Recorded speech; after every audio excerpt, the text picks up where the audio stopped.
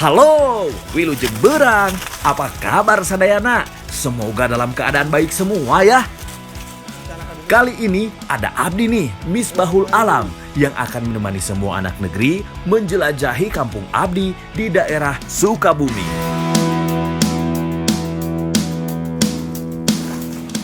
Udah pada tahu buah petai kan? Eits, sabar dulu atuh. Sebelum Abdi kasih tahu lebih jauh tentang buah petai, yuk ikut Abdi dulu biar tahu cara mandiin kerbau di sini. Gimana caranya?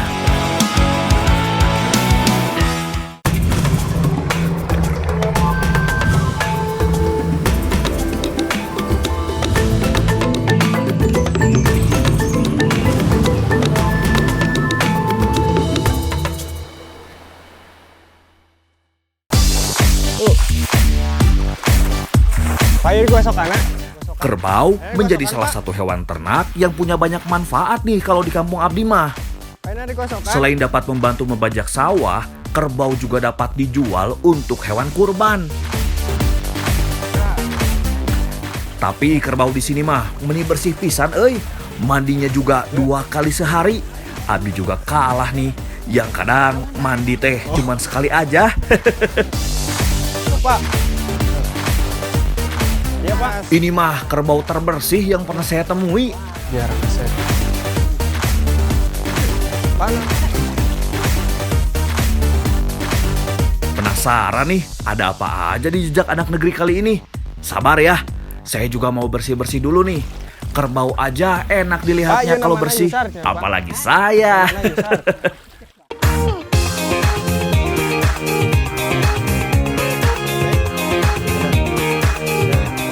Abdi lagi ada di daerah Ciagung, Jampang Tengah, Sukabumi. Bersama Teh Nabila, Abdi akan membantu si Teteh memetik petai di pohon miliknya.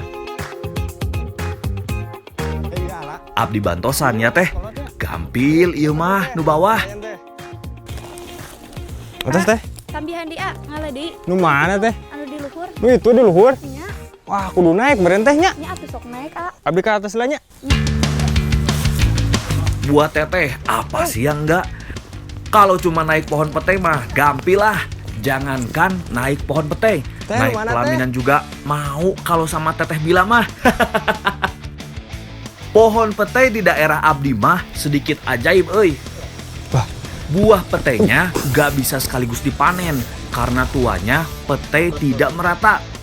Jadi Abdi harus memilah nih mana yang siap untuk dipetik. Teh, iya Teh. Awas Teh. Berada di ujung ranting membuat Abdi butuh alat tambahan nih untuk mengambil petainya. Punten ya Teh, gantarnya buat ambil petai. Abdi jatuhkeun ya Teh. Teh, atas cekap Teh. Atas A, atas cakap. Ngun. Petai merupakan salah satu makanan favorit di kampung Abdi nih. Selain dimakan mentah untuk lalapan, petai juga bisa jadi bahan macam-macam campuran olahan masakan. Sekarang saya lagi bersama Ibu Ani dan Teh Nabila mau masak nasi khas Jawa Barat nih, yaitu nasi liwet. Tapi gak cuma nasi liwet, Ibu mau bikin sambal khas Jampang Tengah ya Bu ya. Kita olah nasi liwetnya dulu ya. Pertama, siapkan panci khusus ngaliwet nih. Masukkan beras yang sudah dicuci bersama potongan bawang merah, bawang putih, cabai, daun salam, dan juga serai. Diberi air secukupnya ya, seperti kalau mau masak nasi di Magic Jar. Jangan lupa tambahkan garam ya, biar makin gurih. Ada satu lagi nih bahan tambahan, yaitu pakai minyak goreng. Menurut Bunia, biar makin sedap. Oke, kini tinggal dimasak di atas tungku. Sementara itu, Teh Bila dapat tugas untuk menghaluskan cabai, bawang merah, tomat untuk membuat sambal nih. Goreng ikan teri asin untuk tambahan di dalam nasi liwetnya nih. Wah, ini mah gak sabar euy saya mau nyicip. Bu ya duki asak atau sampai setengah matang, Bu? Ikan dimasak terlebih dahulu agar nasi tidak amis dan matang saat tercampur oleh nasi liwet. Wah, ini aromanya teh meni bikin lapar euy. Bu atas ya bu, naon deh bu? Atas. Itu orang ngegoreng peda. Oh goreng di. Mun. Emang cocok kalau nasi liwet sama ikan asin peda nih. Pasangan yang serasi. Sementara Abdi menggoreng peda, Ibu Nia membuat bumbu ikan peda nih. Wah, ini mah pasti enak lah makan siang Abdi kali ini. Setelah peda matang, giliran membuat bumbu siramnya nih. Lebetkeun eta kan Oh, digoreng. nganggo minyak ya bu. Tumis bawang merah, bawang putih, dan cabai yang telah dirajang hingga matang. Siramkan bumbu di atas ikan peda yang telah digoreng. Wih, aromanya meni mantep pisan euy. Dan siramkan air jeruk limau. Ini mah nggak boleh dilihat euy, bikin tambah lapar. Sekarang apa lagi nih bu? Orang ngegoreng sambal. Oh, Siap Bu, kalau cuma goreng sambal mah gampil lah. oh dicajan. Masukkan bahan sambal yang telah dihaluskan, tambahkan air sedikit, biar sambal masak dan tidak hangus. Ini juga aroma dari sambalnya bikin perut makin keroncongan, euy.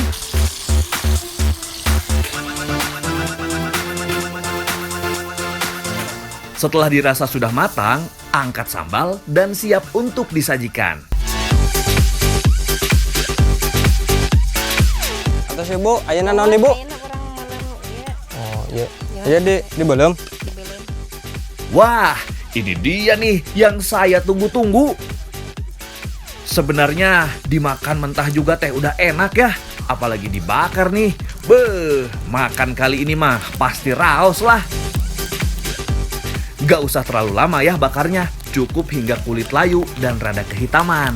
Pete siap juga nih buat disantap. Pas pisan euy, nasi liwetnya juga sudah matang nih. Jadi bisa langsung dimakan. Udah lapar pisan euy.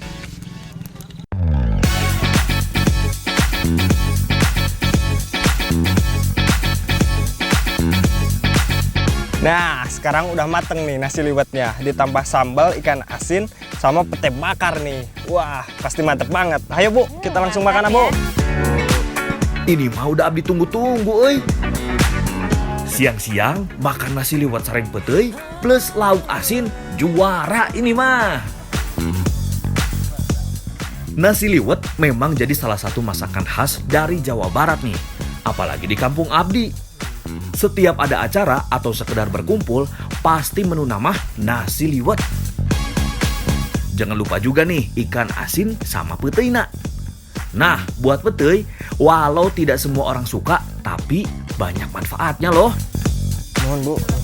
Bukan cuma dijadikan lalapan nih, peteuy di daerah Abdi juga bisa dijadikan buat campuran masakan. Penasaran? Sok mangga ikutin terus Abdi di Jejak Anak Negeri.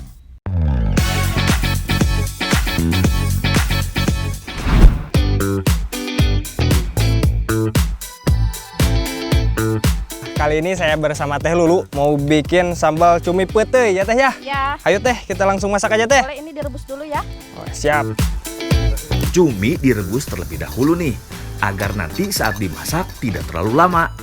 Masukkan juga daun salam dan sereh, agar rasa dari cumi lebih nikmat. Sementara itu, Teh Lulu menghaluskan bumbu yang terdiri dari cabai, bawang merah, dan bawang putih. Ulek terus Teh, sampai halus. Teh, tos kieu naon deui Teh? Iya, we apa sih kan peteuina. Oh, iya peteuina. Siap Teh, kalau cuma buka pete mah, Abdi bisa banget. Jangankan suruh buka, suruh langsung makan juga. Siap. Teh, ieu tiasa di mam langsung Teh. Biasa, mangga cobian. Cobiannya Tehnya. Aduh, pahit euy ternyata. Walau orang Sunda, punten euy. Abdi nggak semua yang mentah doyan ya. Kalau pete mah, Abdi milih yang sudah dimasak aja deh. Nah, saatnya memasak cumi sarem petenya nih. Hayu atuh Teh, dah nggak sabar euy. Entos Teh. Ya, lebetkeun. Ada enak. Tumis bumbu yang telah dihaluskan. Masukkan juga nih irisan tomatnya biar lebih segar rasanya. Setelah aroma dari bumbu tercium, masukkan sedikit air ke dalam wajan. Daun salam jangan lupa juga ya. Setelah itu, masukkan cumi ke dalam wajan. Masukkan juga irisan daun bawang nih, biar lebih variatif rasanya. Nah, terakhir petenya nih. Wah, aroma petenya bikin perut keroncongan, euy. Akhirnya, cumi sambal petenya jadi juga nih dan siap untuk disantap. Nah, sekarang sambal cumi petenya udah jadi nih. Ayo Kang, ayo teh kita makan. Akhirnya, kesabaran Abdi menikmati cumi sambal petei terbayarkan, euy. Ini meniraos pisan. Perpaduan cumi sareng petei menikmat pisan. Apalagi aroma petenya bikin pengen nyuap terus, euy. Kekayaan alam yang dimanfaatkan dengan baik akan berimbas baik pula bagi kehidupan kita. Tetap di jejak anak negeri, karena alam memberi banyak manfaat.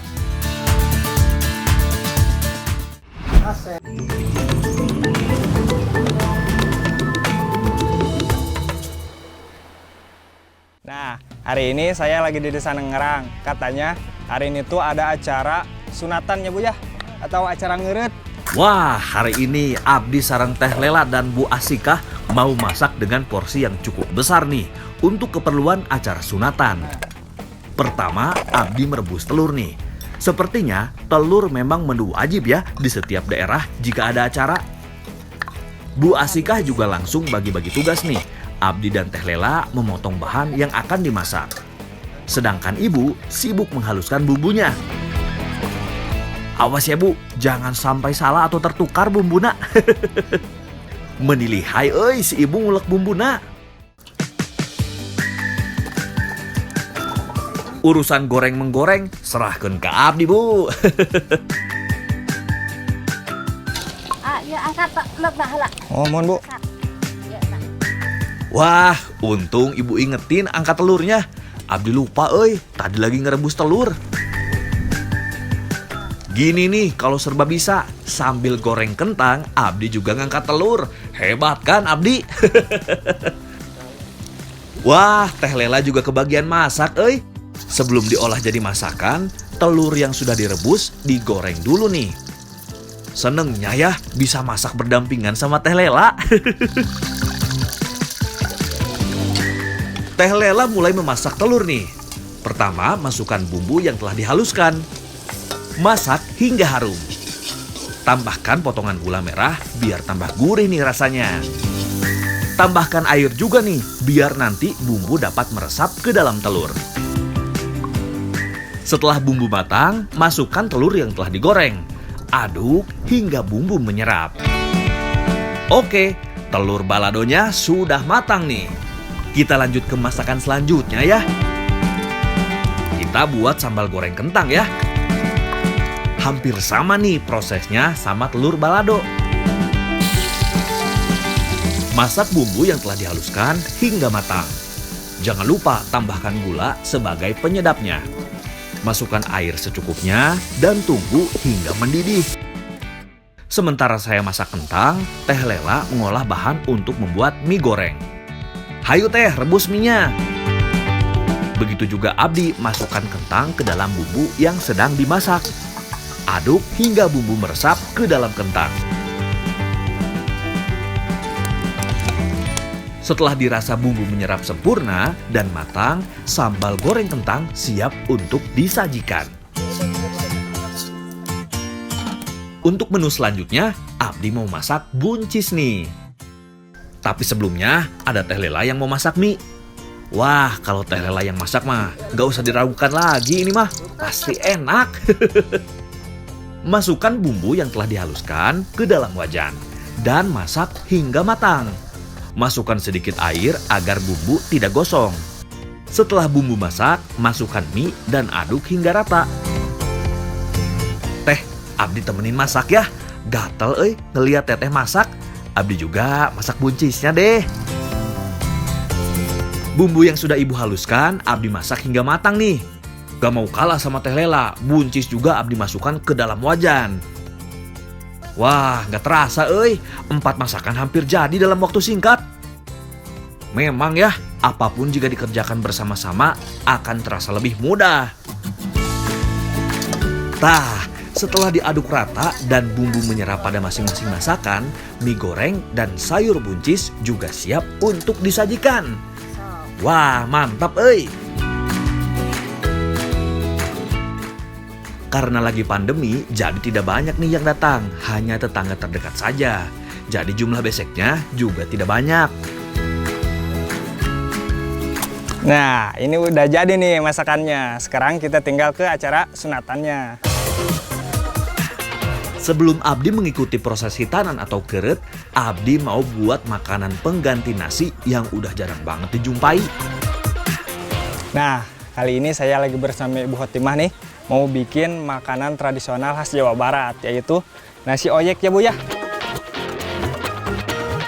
Walau disebut nasi, tapi ini terbuat dari singkong loh. Pertama, singkong dikupas dulu nih dan dibersihkan. Lalu dipotong-potong dan direndam dalam air. Lalu singkong hasil rendaman ditumbuk hingga lembut. Urusan numbuk-menumbuk mah biar Abdi aja ya Bu. Ada yang tahu nggak sejarah dari nasi oyek? Ini adalah nasi yang ada saat masa penjajahan. Karena beras mahal dan sulit didapat, warga Jawa Barat, khususnya Kampung Abdi, memanfaatkan bahan yang ada untuk dibuat menjadi makanan pokok. Dan akhirnya terciptanya nasi oyek. Setelah lembut, singkong diayak menggunakan nyiru. Hasil ayakan digolong atau digoyang-goyangkan hingga menjadi butiran. Wah, Bu Khotimah meni jago pisan menggolongnya. Sudah jadi deh nih bahan nasi oyeknya. Ini bisa dijemur terlebih dahulu atau bisa juga langsung diproses menjadi nasi oyek. Agar tidak menunggu lagi, Abdi sareng Bu Khotimah langsung membuat nasi oyek nih. Yang parut salapan. Oh, mohon Bu. Wah, ternyata menggunakan kelapa nih untuk membuat nasi oyeknya. Tambahkan parutan kelapa sebagai campuran untuk membuat nasi oyek. Agar rasa dari nasi oyeknya menjadi lebih gurih. Kini tinggal mengukus nasi oyeknya menggunakan seeng. Tidak menunggu lama, nasi oyek siap untuk disantap. Makanan sudah siap nih. Kini Abdi mau ikut proses acara hitanannya nih.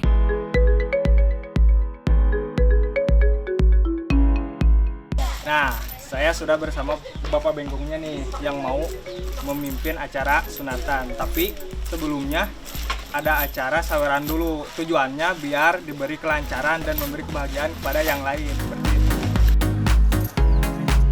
Hal pertama yang disiapkan oleh Bengkong adalah bahan saweran. Tidak sembarang bahan nih, ternyata semua ada maknanya. Permen yang biasanya mempunyai rasa manis memiliki arti supaya amis budinya atau baik sikapnya kepada sesama teman sebayanya. Uang juga memiliki arti memberi rezeki dan kebahagiaan kepada sesama.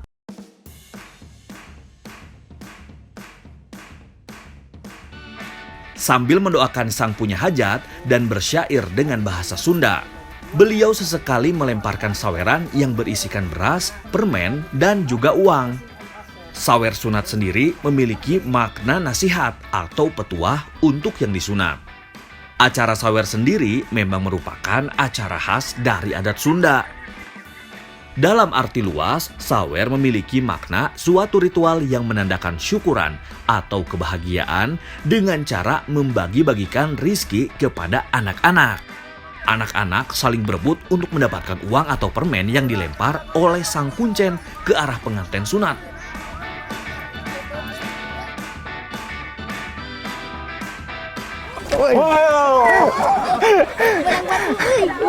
Aduh, capek juga nih. Lumayan tapi dapat 3.000. Acara sawernya sudah selesai, kita langsung ke acara sunatannya.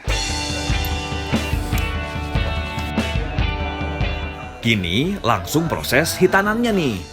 Biasanya pengantin sunat dikelilingi oleh para lelaki di kampungnya sambil sholawat. Bukan hanya itu, biasanya proses hitanannya juga dibarengi dengan pemasangan petasan.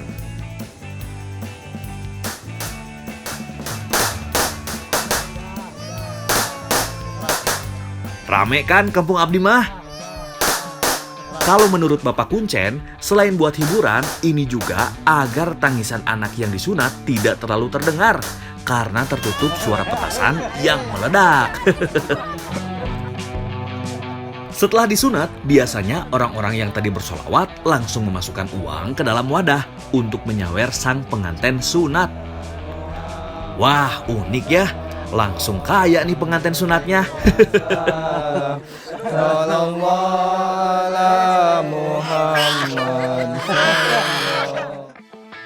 Setelah proses sunatan selesai, masih ada satu lagi nih proses yang harus dijalani. Kahirupan namanya, atau kehidupan kalau bahasa Indonesianya. Sang anak pun diikat menggunakan tali pada ayam. Ini sebagai tali kehidupan yang diibaratkan pada ayam. Lalu, tali pada keduanya dipotong sambil didoakan untuk keselamatan sang anak. Nah, ini baru benar-benar selesai acaranya. Tinggal makan-makannya aja. Kebetulan Abdi sudah lapar pisan, euy. Sebelum makan, kita doa dulu ya. Biar yang hadir juga diberi keselamatan. Yang musuh ya. Nah, sekarang udah selesai nih acara sunatannya. Mudah-mudahan anaknya menjadi anak yang soleh, berbakti kepada kedua orang tua, berguna bagi bangsa dan negaranya. Sekarang kita tinggal menikmati hidangan yang sudah disediakan. Ayo Pak, makan Pak. Ini dia yang sudah Abdi tunggu-tunggu. Makan. Wah, udah jarang banget nih. Bahkan udah lupa rasa dari nasi oyek. Padahal menurut para orang tua di sini, jadi makanan sehari-hari pada zaman dulu loh. Nasi oyek termasuk saksi sejarah saat masa sulit nih. Susahnya mendapatkan beras, masyarakat di Sukabumi memanfaatkan singkong sebagai pengganti nasi. Jadi terciptalah nasi oyek. Walau sederhana, tapi rasanya teh meniraos pisan. Pas banget dimakan pakai lauk apapun. Mantap lah.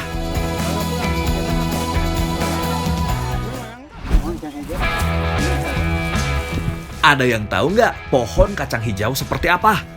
Coba tebak cara panennya gimana? Atau ada yang pernah coba rasa dari kue jahe khas Sukabumi? Penasaran? Makanya pantengin terus jejak anak negeri Trans 7.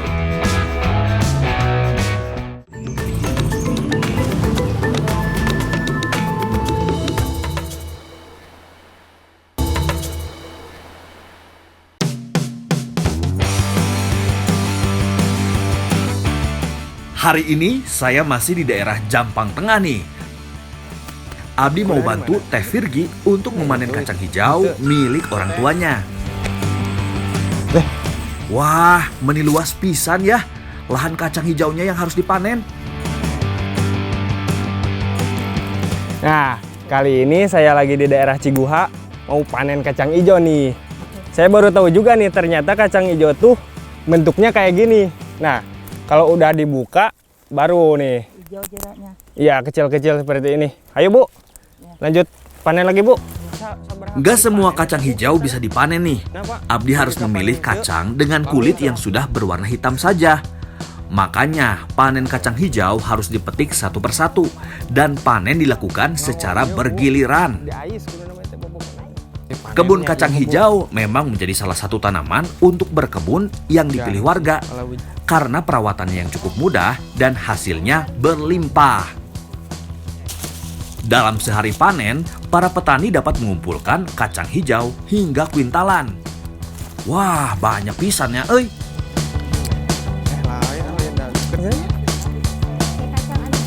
Teh, ya teh aya nu tiasa langsung diemam. Biasa anu ngorak ciga kieu tah sapertos kieu. Anu ieu, Nya, cobi. Ieu diemam kieu, iya. jeung ieu na. Henteu si kacangna hungkul. Oh, banyak. Ternyata rasanya tuh tawar, ada manis-manisnya. Lumayan enak juga sih kalau buat lalapan. Ayo teh, lanjut panen lagi teh. Iya. Wah, ternyata masyarakat di sini biasa memakan kacang hijau yang masih muda sebagai lalapan nih. Wah, nggak terasa nih, sudah banyak juga kacang hijau yang kami kumpulkan. Baru sebentar saja sudah dapat 1 karung nih. Teh udah penuh ini teh. Nya atos acanak we sekalian ka ditu. Oh cana kaditu. Ya. Mohon. Abdi bantu bawa ya teh. Memang segala sesuatunya bila dikerjakan secara gotong royong jadi lebih mudah. Bu, Pak, abdi teh bayunnya. Nah, kini Abdi mau membuat olahan dari kacang hijaunya nih. Penasaran mau buat apa? Hayu atuh, disimak baik-baik ya. Nah, sekarang saya lagi sama Ami Empu dan Teh Pirgi mau bikin kue jahe dan minuman sari kacang hijau. Langsung masak aja ya. Abdi kebagian menyangrai sagu hingga matang nih. Sementara Teh Virgi dan Ami menyiapkan bahan lainnya. Bu, ya atas tacan, Bu. Sekedap deh ya. Wah, harus sabar ternyata menyangrai sagunya dan harus terus diaduk nih agar tidak gosong. Sagu dapat diangkat setelah berwarna agak kekuningan yang menandakan sagu telah matang.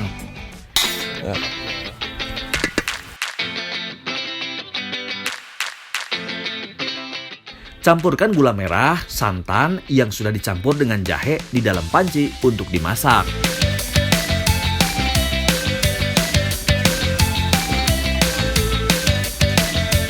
Campurkan kuning telur, gula halus, dan juga margarin hingga rata. Saring hasil rebusan gula, jahe, dan santan dalam wadah agar bersih. Masukkan sedikit demi sedikit tepung sagu yang telah disangrai ke dalam adonan. Masukkan juga rebusan santan yang tadi telah disaring hingga rata. Cetak adonan di dalam cetakan.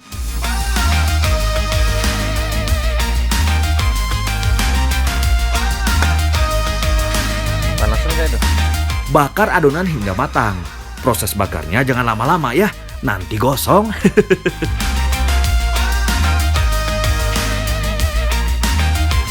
Nah, akhirnya kue jahe khas Jampang Tengah Sukabumi jadi nih.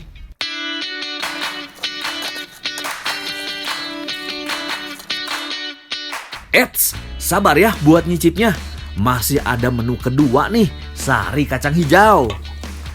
Pertama, rebus kacang hijau hingga matang. Dan tiriskan.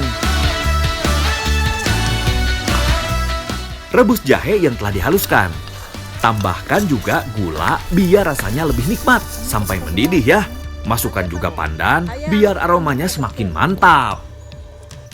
Sementara Abi memasak jahe, Ami dan Teh Virgi sibuk menghaluskan kacang hijau yang telah direbus. Wah, ini mah kerjasama yang baik ya.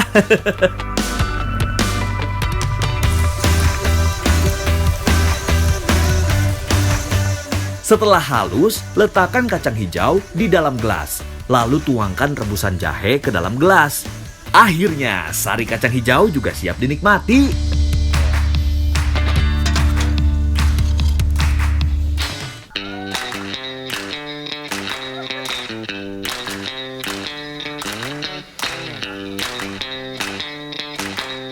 Nah, sekarang udah jadi nih kue jahe sama minuman sari kacang hijaunya. Udah gak sabar nih pengen nyobain. Ayo Bu, ayo Teh, kita makan. Ini dia nih yang sudah Abdi nantikan. Nyobian kue sareng sari kacang hijau-na. Wah, rasanya teh meni cocok pisan euy.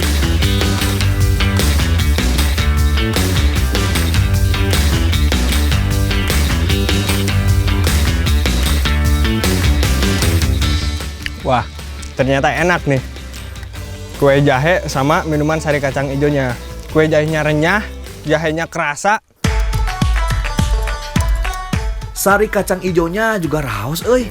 Perpaduan manis sama hangat dari kacang hijau membuat tubuh jadi lebih segar. Ini mah cocok pisan buat camilan di Sukabumi yang memiliki suhu udara yang cukup sejuk. Gimana? Tertarik mampir ke tempat Abdi? Buat nyicipin kuliner serta menikmati alam segarnya? karena alam memberi banyak manfaat.